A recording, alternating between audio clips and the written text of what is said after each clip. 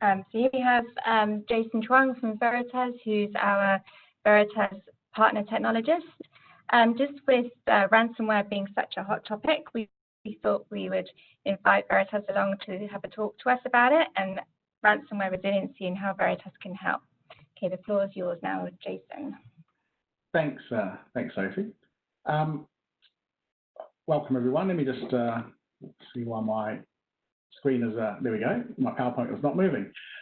Look, yeah, thanks for joining today for the session to talk around ransomware and what Veritas can do to help mitigate and help organizations protect from ransomware attacks. Just some housekeeping today, use the Q&A box on the bottom right of the WebEx window to ask any questions.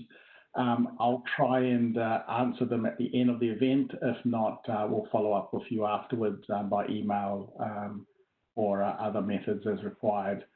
To ensure you get your best experience, you know, we do know some people have issues with VPNs and these conferences and seminars, so please disconnect if you've got issues there. And there will be a recording of this webinar available after the event. So let's look at the market today, you know, what's happening around ransomware today. So, you know, there's a lot of research by a number of our security vendors and analysts around ransomware. You know, one of the big ones that we see mentioned a lot is that, you know, ransomware attacks are predicted to occur every 11 seconds, you know, in 2020, with a cost of $20 billion to the 2021, sorry, with a cost of $20 billion to the global market. You know, look, the reality is, you know, you see a lot in the paper. You know, we see a lot more customers that don't make the news. So I think this statement is fairly accurate in the fact that there is a lot of attacks taking place, and there are a lot of organisations getting impacted. Now, we did some research ourselves. Interestingly, we took a different tact to the research and focused more on a consumer viewpoint of you know, how consumers view ransomware and the impact it has to them and organisations that they deal with. And the interesting thing here is really that, you know, consumers believe that hacked companies shouldn't be paying ransoms. And the reality is when they do, you know, get impacted, they actually believe that they should be compensated for that, as well as potentially stopping, you know, using that company's services. So it's an interesting viewpoint because we look at a lot of the research done from an IT standpoint and a cost to the organisations, but not so much from a viewpoint of, you know, what does it mean to our end customers and consumers.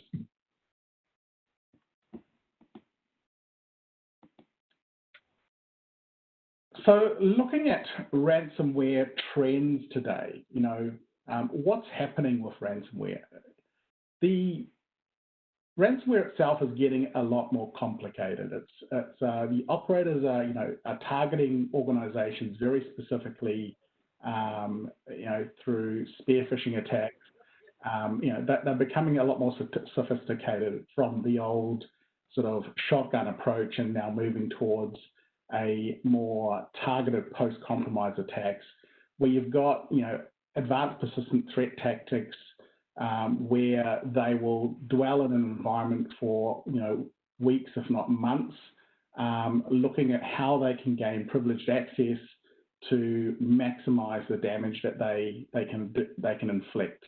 In addition to that, you know, a lot of these newer ransomware variants like Maze and Rebel and others are moving to a secondary attack mechanism where they're also, you know, exfiltrating data as a blackmail mechanism for, you know, organizations that might choose not to pay a ransom because they're going to go for a recovery methodology. And the big thing here is that it's bringing data breach incidents, which means regulatory oversight. Now, in New Zealand, I believe you've got an updated change coming through to the Privacy Act for data breach notifications. I think it's on the 1st of December this year. Look, you know, like Australia, it is, at least in this initial view or version relatively toothless in the sense that there isn't really any fines associated with it. The Australian version does have some fines, but again, not as significant as some of the fines that are being imposed by GDPR in the EU and some of the US, the Californian CCPA, I think, Californian Consumer Privacy Act. So, again, I think we're a bit behind in this part of the world, but I think our governments are realising that, hey, we need to drive change, and sometimes that change requires a big stick, and that might be a fine. And I think the data breach incident, data breach notifications are ramping up over time. And if you look at the other trends from a data protection perspective, so ransomware is not just encrypting data. So as I mentioned before, the post-compromise attacks, the advanced threat protection, persistent threat, sorry, they are not just going after encrypting the organizational data and exfiltrating it. They're also looking at how they can inflict that maximum damage. And that means attacking the backup infrastructure, deleting the backups, injecting malicious code, and leaving it around for multiple weeks or months so that you get past your typical backup cycles for short-term backup data, and that makes it difficult to recover from when that ransomware is executed. So if we look at how can organizations start to protect themselves from ransomware, and a good place to start is looking at some of the cybersecurity frameworks that have been developed out there. So we tend to, from a Veritas standpoint, being a US organization, we reference the NIST cybersecurity framework a lot. But over here in this part of the world, we've got the New Zealand Information Security Manual. We have an equivalent one over here in Australia, which is the Australian Information Security or Cybersecurity Manual. And look, they all sort of work off very similar concepts to the NIST framework. So it's I guess it's choose your framework and start to work towards that. What does it mean from a customer perspective or an IT organization trying to develop security? So if I start to look into these frameworks and at a high level, what are we trying to achieve? We start with sort of an identify function, which is really around identifying and managing the risk in the environment. It's the governance aspects, the policies, the data management strategies, risk management strategies. Then we move into protection, and protection is the end-to-end. It's networking, it's systems, it's security, it's your data protection. You've got to include personnel training as well. So this is training your end users in the organization on what how to protect themselves, how to protect the data that they work with. Detecting obviously is post compromise or trying to prevent sometimes as well.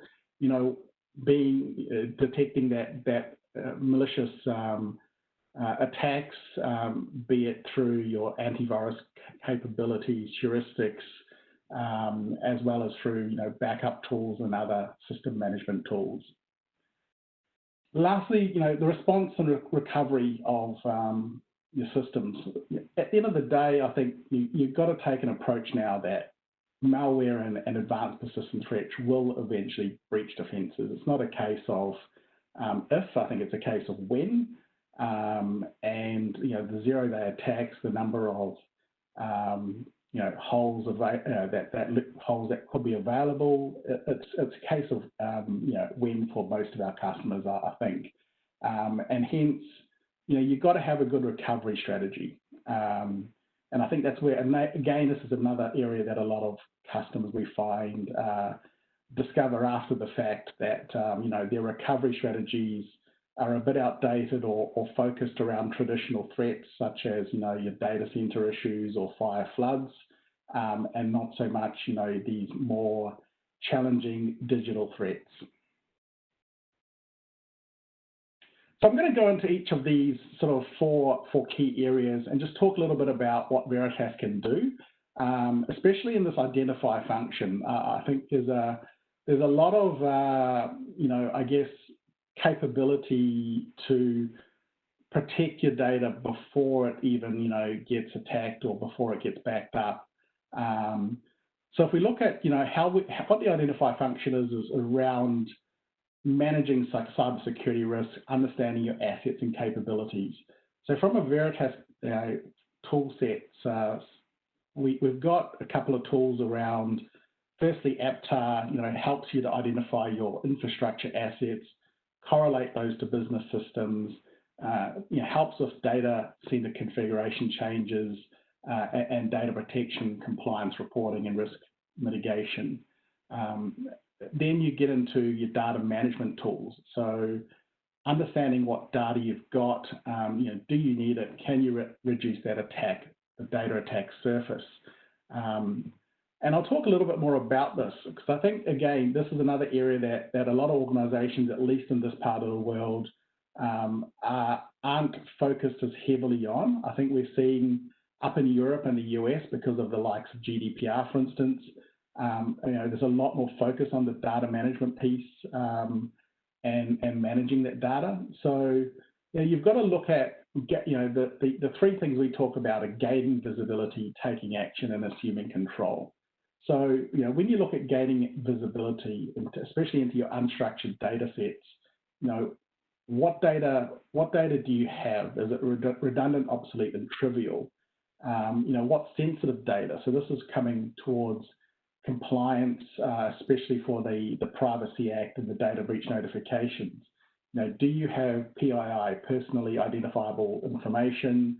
Where is that sitting in your unstructured data sets? Most people know where it is in their structured databases, but less so in files and emails that are scattered around different file systems.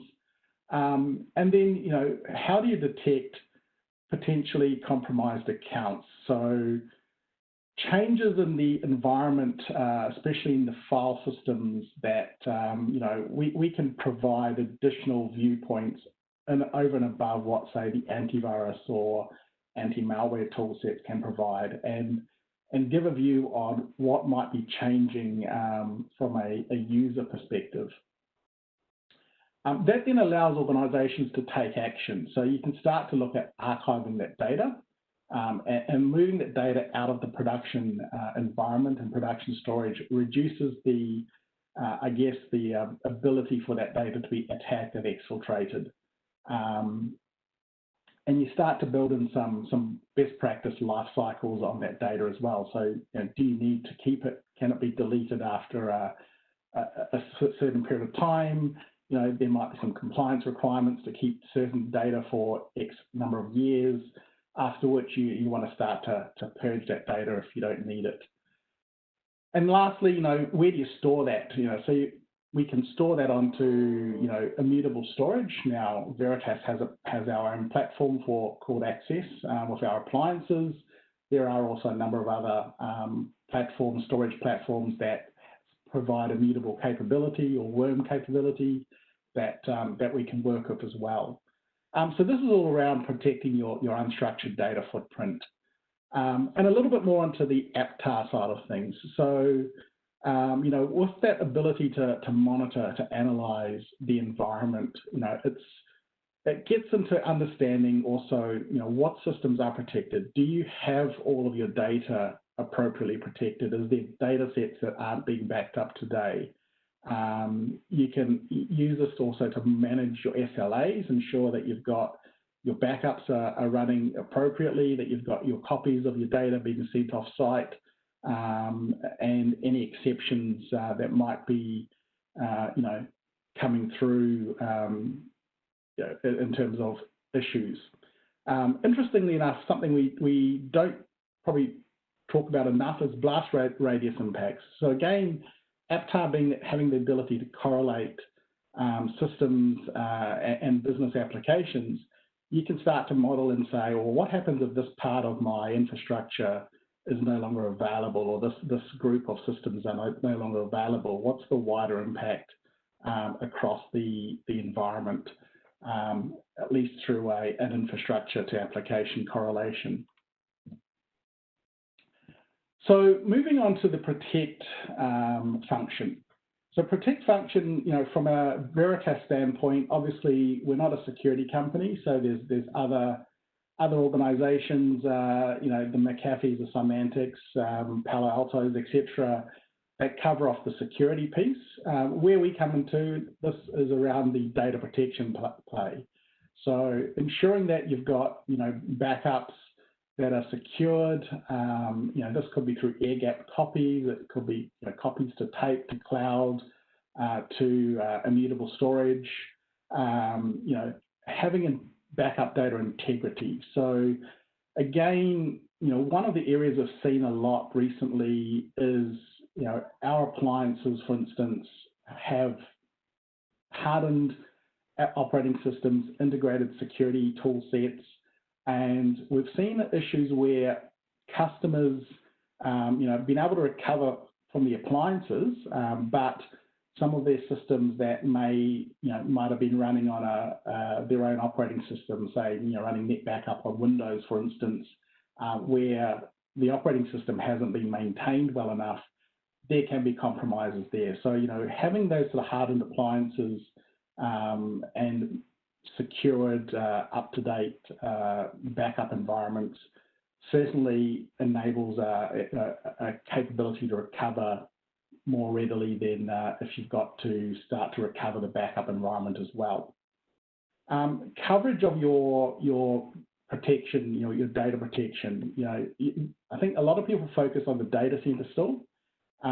There's a trend now that people are realizing that SaaS applications, Office 365, for instance, are just as vulnerable to ransomware. And it's not the actual platform itself, it's the data in the platform. So if you've got Office 365, for instance, you take you've got a local copy of your OneDrive, and if your laptop gets or desktop gets infected, that data gets encrypted and sent back up to OneDrive as an encrypted data set. So, I guess you've got to still look at understanding what data is protected, what data is important to your organizations.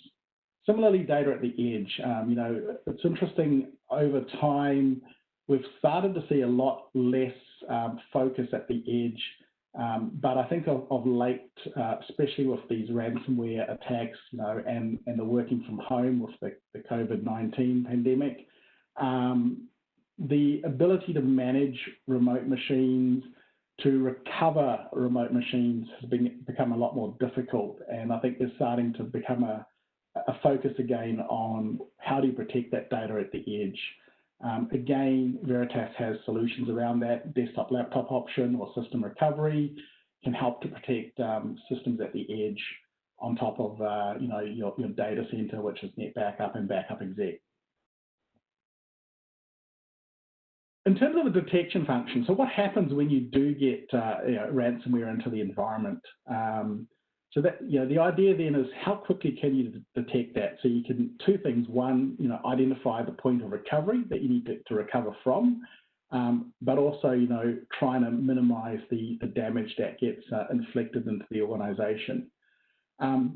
There's various ways to look at the detection of malicious software and attacks into the environment. Obviously, the antivirus software companies and the network security companies, be it IDS, IPSs, they will be your first point. But in terms of the Veritas tool sets, you can look at your data change rates in your backup environments. Let's say, your deduplication suddenly goes up. That could be an indication of a ransomware encrypting a lot of files. Changes in storage consumption. Similarly with AppTar, you might be able to see changes within the storage environment, especially if you are using deduplication on storage arrays. That could also be an indication of ransomware. Lastly, with that file activity I was talking about before with data insights. So we've got a number of reports and capabilities within data insight that can look at, what's changing in the file environment. Have you got one or two users that suddenly have gone from modifying a handful of files a day to half of the file server?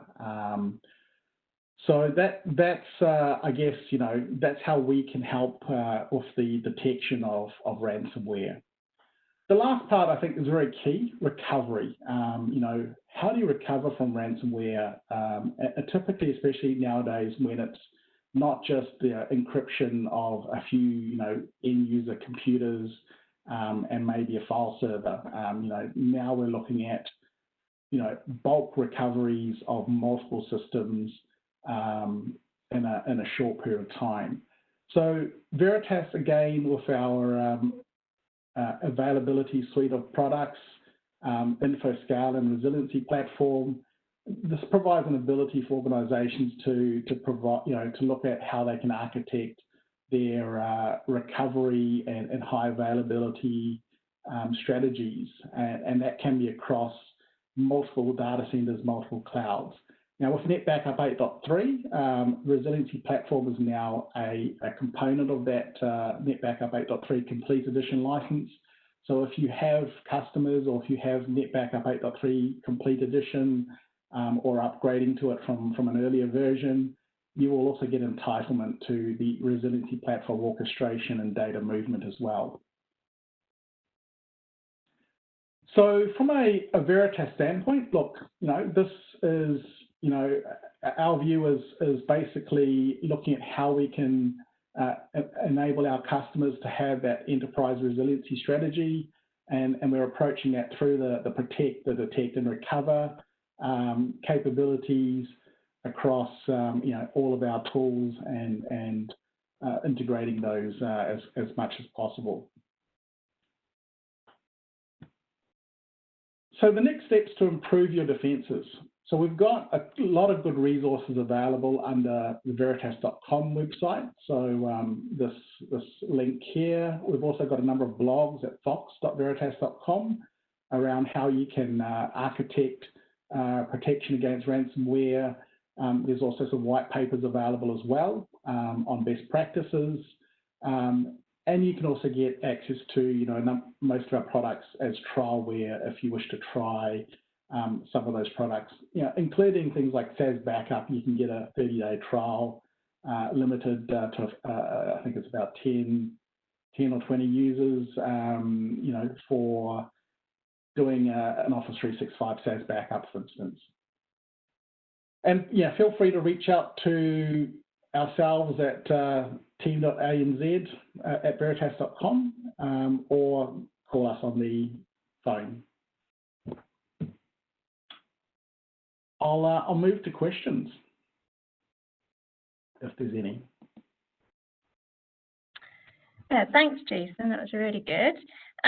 So yeah, there's a couple of questions here. You mentioned about the hardened appliances.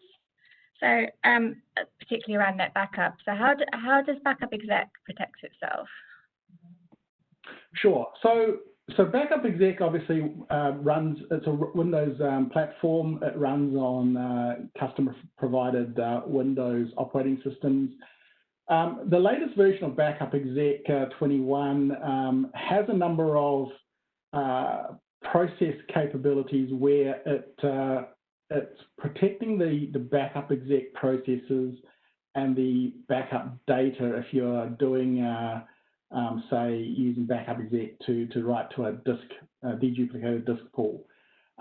So it does have a number of security processes built into it to try and minimize the ability for ransomware to attack the Backup Exec application and data itself. Obviously, still relying on ensuring that the Windows operating system is secured, it's up to date, and that end-to-end security is in place.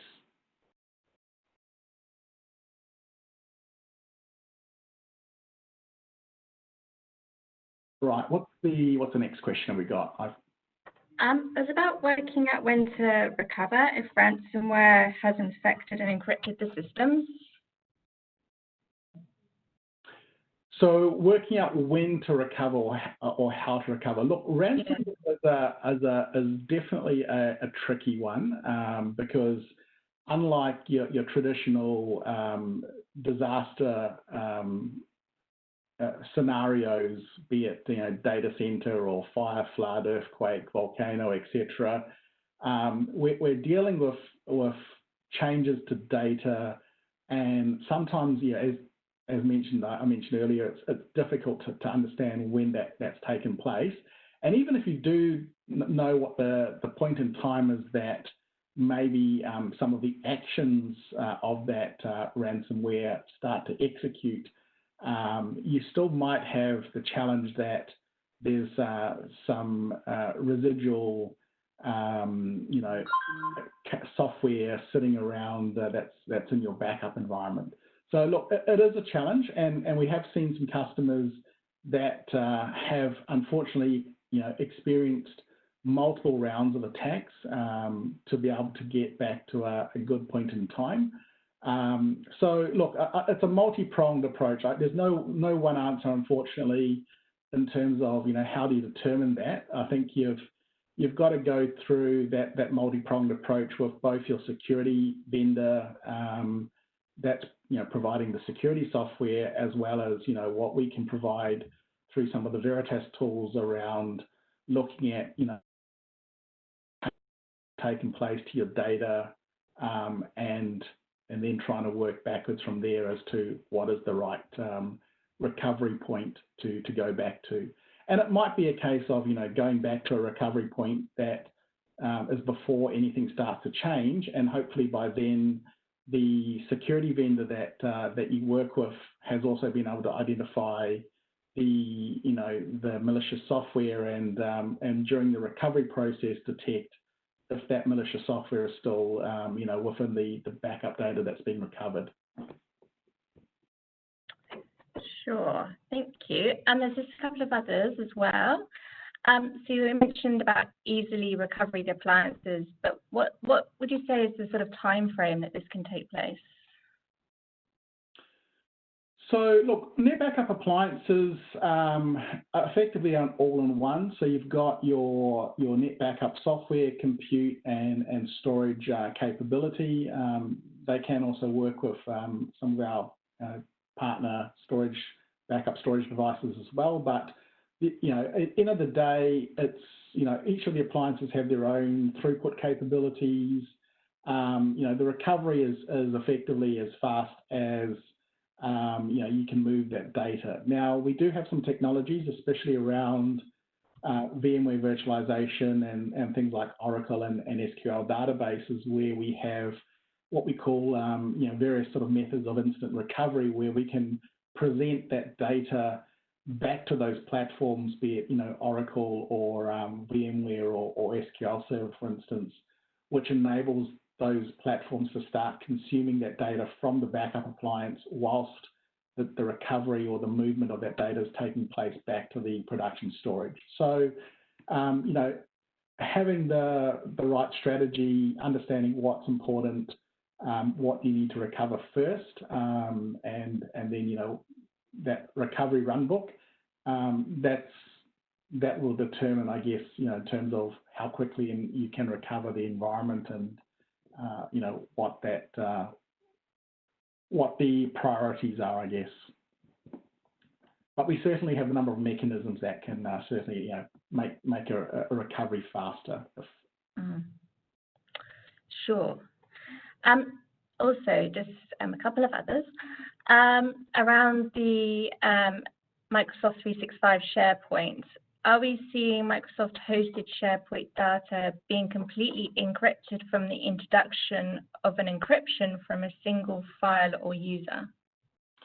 Look, so the answer is no, because the platform itself isn't generally compromised.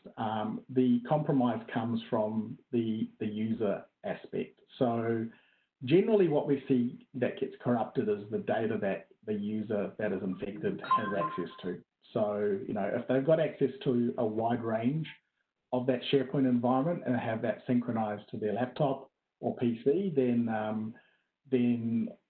a lot of that data could be compromised.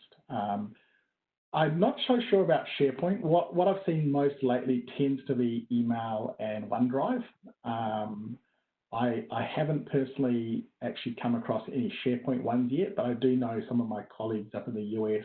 I have seen some internal blogs and message boards around SharePoint data being encrypted as well.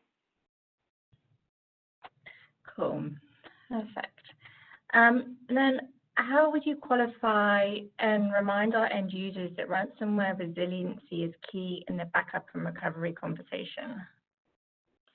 Look, end of the day, your data protection, your backup really is your last line of defense. You can, I guess it's like,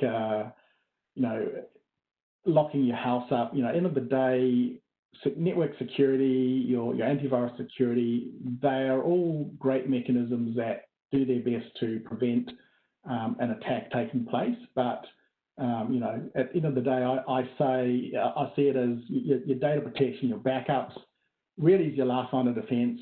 When it happens, that's where you're going to have to go back to get your organisation back up and running again. Cool. I think that's it now. That's all the questions asked.